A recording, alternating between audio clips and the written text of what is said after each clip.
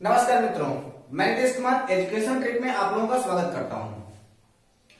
दोस्तों, आज हम लोग बात करने जा रहे हैं ह्यूमन फिजियोलॉजी यानी कि मानव शारीरिकी के बारे में। ह्यूमन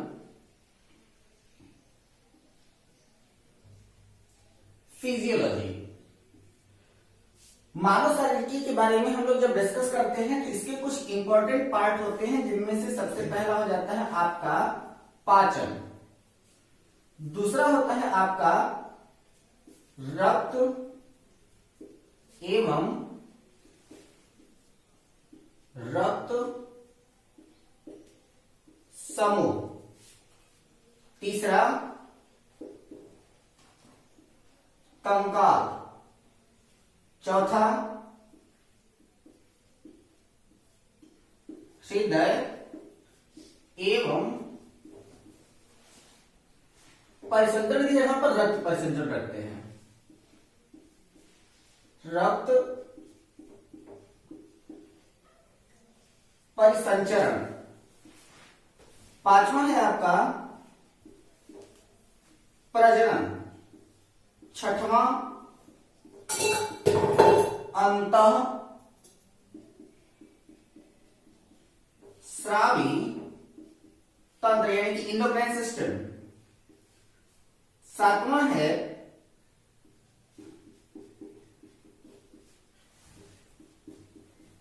तंत्रिका तंत्र, जिससे बहुत सारे क्वेश्चन आप लोगों के एग्जामिनेशन में पूछे जा चुके हैं। आज जब मैंने ह्यूमन फिजियोलॉजी पढ़ाने के बारे में सोचा, आपको ह्यूमन फिजियोलॉजी से अवगत कराने के बारे में सोचा, तो मेरी पता नहीं क्यों ऐसी इच्छा हो रही थी कि मैं आज का टॉपिक डाइजेशन से शुरू ना करूं और मैं आज का टॉपिक शुरू करूं ब्लड के साथ, यानी कि ब्लड संबंध, जो कि आपके इन्वायरमेंट की भी कुछ पोर्शंस में आपका हेल्प करेगा। ब्लड एंड ब्लड ग्रुप, साथ ही साथ heart and blood circulatory system आपकी कई सारे एग्जामिनेशन में बार बार पूछे जाने वाले प्रश्नों में से एक है।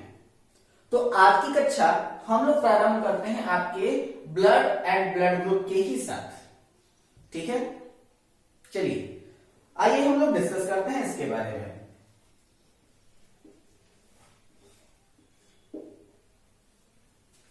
तो बात कीजिएगा हम लोग किसके बारे में, ब्लड के बारे में। तो ब्लड क्या है, इसके लिए अगर हम कुछ कहें तो आप लोग बुरा नहीं मानिएगा, लेकिन वर्तमान समय में हम लोग के सामने जो फिल्मों का दौर चल पड़ा है ना, इन फिल्मों के दौर से मैं बहुत ज्यादा परेशान हूं। वो इसलिए क्योंकि मैं तो ठहरा साइंस का स्टूडेंट, और साइंस के स्टूडेंट होने की वजह से ये फिल्में मुझे कुछ ज्यादा ही परेशान कर रही हैं। अब इसका एक छोटा सा एग्जांपल आप ले लीजिए कि हमारे एक बड़े अच्छे संगीतकार हैं अनु मलिक साहब। अनु मलिक साहब ने एक गाना बनाया जिसने मेरा दिमाग सर से लेकर के पैर तक हिला के रख दिया। वो गाना क्या था कि अभी तक हम लोग जेनेटिक्स पढ़े और उस जेनेटिक्स में हम लोगों ने ये पढ़ा था कि आंखें काली हो सकती हैं, आंखें नीली भी हो सकती हैं, आंखें भूरी भी हो सकती हैं, लेकिन गुलाबी आंखें कैसे? Is it possible? तो इन्होंने तो हमसे बता दिया कि भाई गुलाबी आंखें जो तेरी देखी शराबी ये दिल हो गया। अरे आंखें गुलाबी कैसे हुई भैया? चलो छोड़ो उनको भी। हमारे एक बड़े चहीते से एक्टर हैं, नाम है नाना पाटेकर साहब। और नाना पाटेकर साहब अपने क्रांतिवीर मूवी में वो लगे बताने की देखो ये किसका खून है, ये किसका खून है। एक केवल ब्लड ग्रुप जांच करने के लिए उन्होंने एक की उंगली तोड़ी, दूसरी की उंगली तोड़ी और दोनों के ब्लड को मिक्स करा करके लगे पूछने, पता ये किसका ब्लड, ये किसका ब्लड। अरे भैया, किसी भी साइंस वाले से पूछ लिया होता तो वो बच्चा बड़े आराम से आपको बता दिया होता पाटेकर साहब कि there are 4 types of blood group, और अगर उनके RH को इंक्लूड कर देना तो there are 8 types of blood group. लेकिन आपने क्या किया, उंगली तोड़ी। इसलिए पाटेकर साहब आप भी जरूर देखिएगा, मैं आपको ब्लड के बारे में बताने जा रहा हूं ताकि दोबारा आप किसी की उंगली ना तोड़े।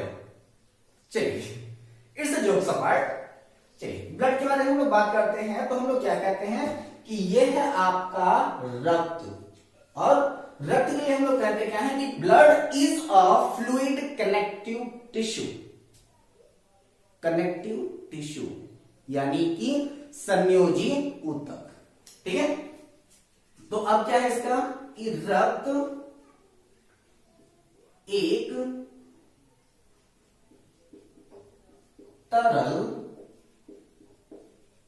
संयोजी ऊतक है, यानी कि blood is a fluid connective tissue. और जब आपका ब्लड एक फ्लूइड कनेक्टिव टिश्यू है तो इसका कलर क्या है? रेड। ठीक, और रेड कलर इसका किसके वजह से है? हीमोग्लोबिन के कारण। ठीक है, तो अगर आपसे पूछा जाए कि रक्त का लाल रंग किसकी वजह से होता है, तो रक्त में लाल रंग का कारण जो है वह आपका हीमोग्लोबिन है। ठीक है, और हीमोग्लोबिन के कारण जो होता है वो हमारे रक्त का रंग लाल हो जाता है, और हीमोग्लोबिन में पाया जाता है एक पदार्थ जिसको हम लोग कहते हैं हीमेटीन। ठीक है, और यही है आपका iron particle of the blood, यानी कि यही क्या है? ब्लड का आयरन पार्टिकल है। कोई दिक्कत होगी भी नहीं, मैं पढ़ा रहा हूं ना। चलिए, तो सबसे पहली बात हमने क्या कह दिया कि रक्त एक तरल संयोजी ऊतक है, यानी कि blood is a fluid connective tissue. और यह क्या है कि जब फ्लूइड है तो इसका कुछ न कुछ पीएच होगा, और इसका पीएच है 7.4, यानी कि यह कैसा है? बेसिक है। ठीक है, रक्त एक तरल संयोजी ऊतक है जिसका पीएच मान 7.4 होता है, और जब कभी भी किसी भी पदार्थ का पीएच मान 7 से अधिक हो जाए तो वह पदार्थ कैसा हो जाता है? बिल्कुल क्षारीय हो जाता है। ठीक है, अगर हम यहां पर रक्त को दो भागों में अगर हम बांटने का प्रयास करें तो हम लोग रक्त को दो भागों में बांट लेते हैं। जैसे अगर हमारे पास, अगर मान लें कि हमारे पास अगर कोई रक्त है और उस रक्त को अगर हम दो भागों में बांटें तो एक भाग जो है उसका वह कहा जाने लगता है प्लाज्मा, और दूसरा कही जाने लगती है उसकी कणिकाएं। ठीक है, यानी कि कॉर्पसेल्स। ठीक है, तो एक है आपका प्लाज्मा, दूसरी है आपकी कणिकाएं। और रक्त का लगभग 60% भाग एप्रोक्स को बिल्कुल ध्यान रखेंगे, ज्यादा भी हो सकता है और कम भी हो सकता है। तो रक्त का लगभग 60% भाग जो होता है वो प्लाज्मा होता है, और शेष का 40% भाग जो होती है वो आपकी कणिकाएं होती हैं। ठीक है, इन कणिकाओं में 3 पार्टिकल्स होते हैं जिनको हम लोग कहते हैं आरबीसी, डब्ल्यूबीसी और प्लेटलेट्स। आरबीसी का मतलब लाल रक्त कणिकाएं, लाल रक्त कणिकाएं। डब्ल्यूबीसी को हम लोग कहते हैं श्वेत रक्त कणिकाएं, और प्लेटलेट्स को हम लोग कहते हैं रक्त विम्बाणु। ठीक है, ब्लड प्लेटलेट्स। ठीक, लेकिन अब हमने इसके बारे में अभी बात नहीं किया, हमने बात किया, अब जा रहे हैं हम लोग बात करने सबसे पहले किसके बारे में? प्लाज्मा के बारे में। तो अगर हम प्लाज्मा की बात करें तो प्लाज्मा जो हमारे ब्लड का 60% है, इस 60% का 90% जो होता है वो होता है वाटर। यानी कि हमारे रक्त का जो प्लाज्मा है उस प्लाज्मा का 90% भाग जो होता है वह आपका वाटर यानी कि जल होता है। ठीक है, 7% जो है वह आपका होता है प्रोटीन। ठीक, 1% होता है ग्लूकोज। ठीक, ग्लूकोज कहें या फिर शर्करा कहें, दोनों बातें एक ही हैं। ठीक है, इसके अलावा कुछ मिनरल्स पाए जाते हैं, कुछ अदर कंपोनेंट्स पाए जाते हैं। अगर उनकी क्वांटिटी को देखा जाए तो नियर अबाउट हम लोग कह सकते हैं कि rest substances are founded in the minimum quantity, यानी कि शेष पदार्थ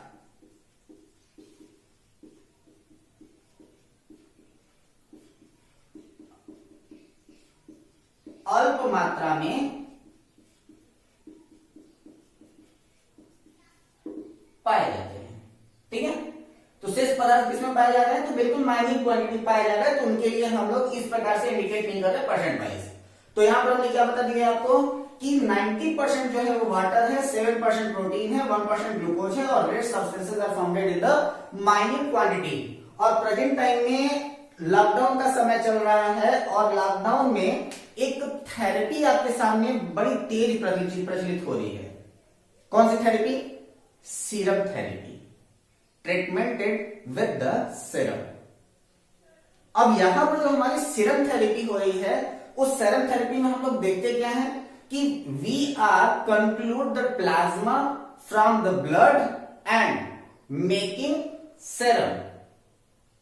अ very difficult process are there will be soon. वहां पर क्या होता है कि एक बहुत ही जटिल प्रक्रिया से होकर के गुजरना होता है, जिसमें से हम लोग करते क्या है कि प्लाज्मा को कन्वर्ट करते हैं सीरम में। और प्लाज्मा को सीरम में कन्वर्ट करके जैसे कि होता क्या है कि अब हमारे प्रेजेंट टाइम में अभी आपको पता होगा कि कनिका कपूर जी कोरोना से पॉजिटिव हुई थी। उन्होंने कोरोना से जंग जीती, स्वस्थ होकर के घर आई।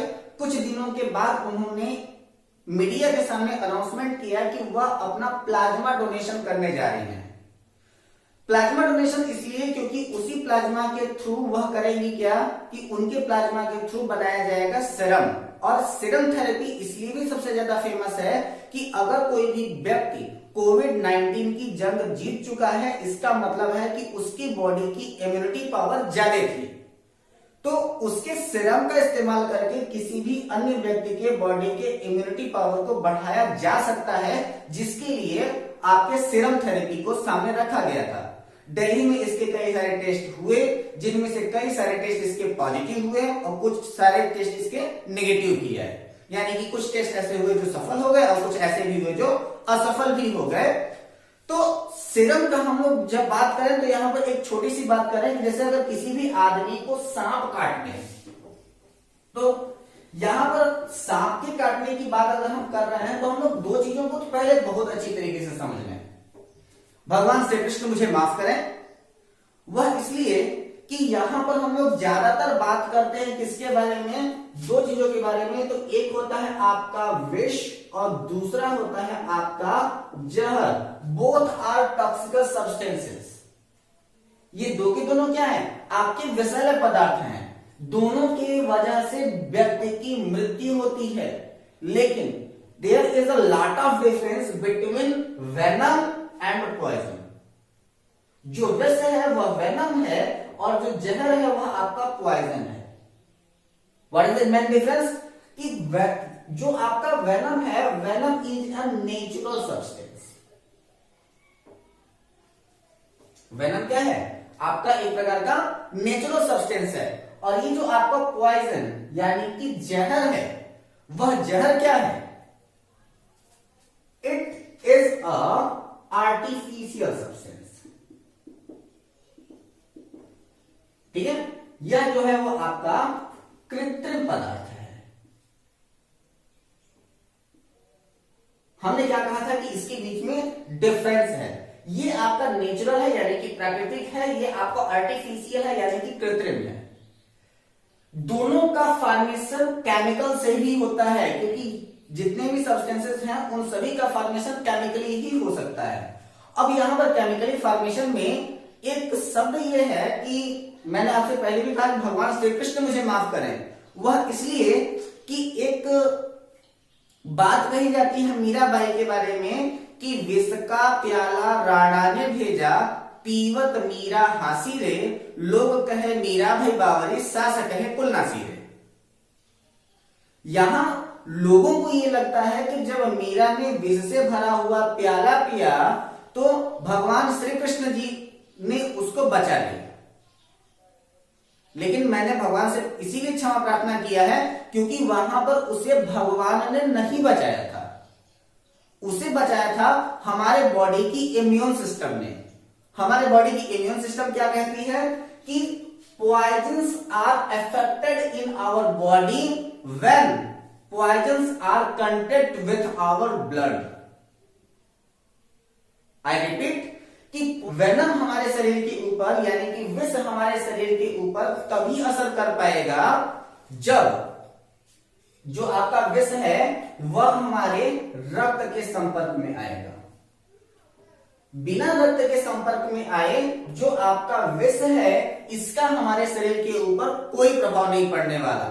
सांप के ही विष की अगर मैं बात करूं तो अगर किसी भी व्यक्ति के मुख से लेकर के पाचन तंत्र तक अगर कोई भी घाव नहीं है, रक्त का संपर्क नहीं है, तो व्यक्ति सांप के जहर को उठाकर पी जाएगा, सांप के विष को उठाकर पी जाएगा। वह जहर जो होता है यानी कि जो सांप का जहर होता है जिसको हम लोग विष कहते हैं, तो सांप का विष जो होता है वह सुनहले पीले रंग का पदार्थ है जो कि एक प्रकार का प्रोटीन है और यह हमारे बॉडी के अंदर डाइजेस्ट हो जाएगा और डाइजेस्ट होने के बाद वह हमारे बॉडी के इम्यून को बढ़ावा देने का काम करेगा, हमें हार्म नहीं करेगा। दैट इज मीन्स कि venoms are effected on our body when venom are connected with our blood. ठीक है, यानी कि विष हमारे शरीर को तब तक नुकसान नहीं पहुंचा सकते जब तक कि उनका संपर्क रक्त से ना हो। लेकिन जब यहां पर आर्टिफिशियली बात कर रहे होते हैं हम पॉइजन्स के बारे में, तो पॉइजन्स क्या कहता है कि poisons are directly connected to our body, क्योंकि ये आर्टिफिशियल है, स्ट्रॉन्ग केमिकल है। तो अगर आदमी के मुंह से लेकर के पाचन तंत्र तक अगर घाव ना हो, तो अगर उसे हम लोग सांप का जहर पिला दें तो आदमी बच जाएगा, सांप काट ले तो नहीं बचेगा। ठीक है, उसी की जगह पर अगर हमें सेल्फास खिला दिया जाए तो वह क्या है, इट इज आर्टिफिशियल टॉक्सिकल सब्सटेंसेस, और वह आर्टिफिशियल टॉक्सिकल सब्सटेंस है तो सेल्फास खाते ही आदमी की डेथ हो सकती है। ठीक है, अब हम लोग बात करते हैं क्या कि ये जो आपका वेनम सब्सटेंस है इसका एंटीडोज बनाना, और यह जो आपका एंटीडोज है वही एंटीडोज आपका सीरम कहलाता है। How can we create a serum? तो सबसे पहले जो बात की जाती है कि सर्प विष का सीरम बनाया कैसे जाता है, तो सर्प विष का सीरम, सर्प विष का सीरम घोड़े के रक्त से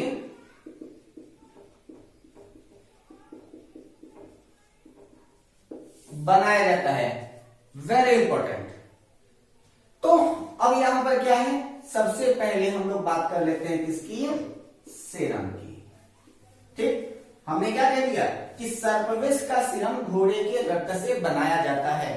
तो घोड़े के रक्त से सर्पविष का सीरम बनाने की प्रक्रिया क्या है, तो सबसे पहले हम लोग करते क्या है कि उसका वेनम का एंटीडोट बनाने के लिए हम लोग पहले घोड़े के अंदर, क्योंकि घोड़ा एक ऐसा जानवर है जिसके ऊपर सांप के कांटे का असर नहीं होता।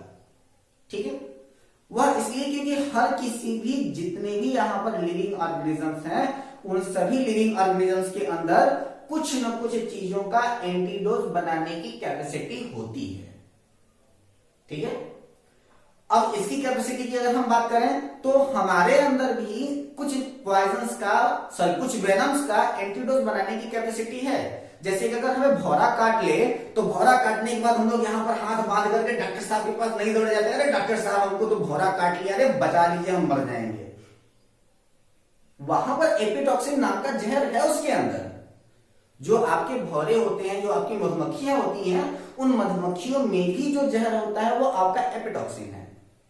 अगर एक लिमिट मात्रा में अगर एपिटॉक्सिन हमारे बॉडी के अंदर इंटर कर रहा है तो उस एपिटॉक्सिन से हमारी बॉडी एंटीडोज बना करके हमारी बॉडी को प्रोटेक्ट कर सकती है। ठीक है, लेकिन अगर उसी की जगह पर बहुत सारी मधुमक्खियां अगर हमको काट लें तो वहां पर हम लोग अपने बॉडी को कंक्लूड नहीं करा पाते, यानी कि प्रोटेक्ट नहीं करा पाते हैं। ठीक है, तो उसी प्रकार से घोड़ा जो होता है उस घोड़े के ऊपर सांप के कांटे का असर नहीं होता। तो हम लोग करते क्या है कि जो सांप का विष हमारे पास में है उस विष की एक अमाउंट हम लोग बाय इंजेक्शन के थ्रू घोड़े के शरीर के अंदर इंजेक्ट कराते हैं। घोड़े के शरीर में इंजेक्ट कराने के बाद घोड़ा करता क्या है कि उस विष के लिए एंटीडोज अपनी बॉडी के अंदर तैयार कर लेता है। कुछ समय के बाद हम लोग घोड़े के रक्त को घोड़े के शरीर से निकालते हैं और उसमें के 40% कॉप्सल्स जो होते हैं वो निकाल के बाहर कर दिए जाते हैं, बचता है 60% प्लाज्मा। ठीक, और इस 60% प्लाज्मा में से हम लोग करते क्या है कि जब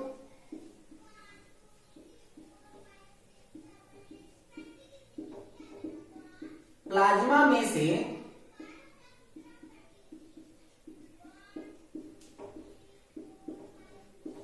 फाइब्रिनोजन प्रोटीन, ध्यान दीजिएगा इसी शब्द का, यही है आपका मेन खेल, फाइब्रिनोजन प्रोटीन। और जो आपके ब्लड में पाया जाने वाला प्रोटीन है उसकी सबसे ज्यादा अमाउंट अगर किसी की होती है तो वो आपके फाइब्रिनोजन प्रोटीन की ही होती है। तो जब प्लाज्मा में से फाइब्रिनोजन प्रोटीन को निकालकर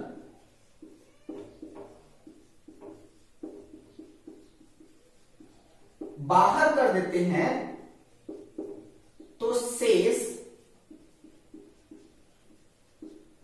प्लाज्मा सीरम कहलाता है। यानी कि when fibrinogen proteins are removed from plasma, rest plasma are known as serum। ठीक, अब जो हमारा सीरम बन चुका है उसी सीरम को हम लोग करते क्या है कि एक कई प्रकार की चीजों से उसको परिरक्षित करते हैं और जब कभी भी किसी भी व्यक्ति को सांप काटता है तो उस सांप को काटने पर दिया जाने वाला एंटीडोज किस चीज का होता है, इसी सीरम का होता है। एक और महत्वपूर्ण निवेदन, आप लोग अपने साथियों से जरूर इस बात के बारे में बता दीजिएगा कि अगर हमारे पास में हमारे भारत का एक सर्वे का रिपोर्ट आया है कि हमारे भारत में लगभग 2 लाख लोगों की प्रतिवर्ष मृत्यु होती है सांप के काटने से, जिनमें से अगर पोस्टमार्टम रिपोर्ट को सही प्रकार से एनालाइज किया जाए तो लगभग केवल 20,000 लोग ही ऐसे होते हैं जिनकी मृत्यु विषैले सांपों के काटने से होती है। ज्यादातर लोग इसी हदस में हार्ट अटैक के शिकार हो जाते हैं कि उनको सांप ने काटा है। तो सारे के सारे सांप विषैले नहीं होते। हमारे भारत में मुख्यतः 4 ही प्रकार के विषैले सर्प पाए जाते हैं, जिनमें से केवल 2 नाग और करैत ही स्थानीय आवास के आसपास पाए जाते हैं और बाकी सब जंगलों में रहने वाले हैं। तो सांप के काटने से कोई भी व्यक्ति घबराए नहीं, किसी भी तांत्रिक के पास झाड़ फूक के चक्कर में ज्यादा ना पड़े, और जब कभी भी किसी भी व्यक्ति को सांप काटे तो वह जितना जल्दी से जल्दी हो सके अपने जिला मुख्यालय की ओर प्रस्थान करे, ना कि किसी झाड़ फूक वाले के पास में प्रस्थान करे। जिला मुख्यालय के पास में आप जाएंगे तो आपके जान बचने की कुछ चांसेस बढ़ जाएंगे, क्योंकि वहां पर अवेलेबल सीरम आपकी जान बचा सकता है। यदि आपको हमारी यह वीडियो पसंद आई हो तो आप लोग हमारे इस चैनल को लाइक करें, सब्सक्राइब करें, ज्यादा से ज्यादा लोगों को शेयर करें, अपनी राय हमारे कमेंट बॉक्स में जरूर दें। बने रहें हमारे साथ, हंसते रहें, मुस्कुराते रहें, स्वस्थ रहें, प्रसन्न रहें, अपने घर पे रहें। धन्यवाद।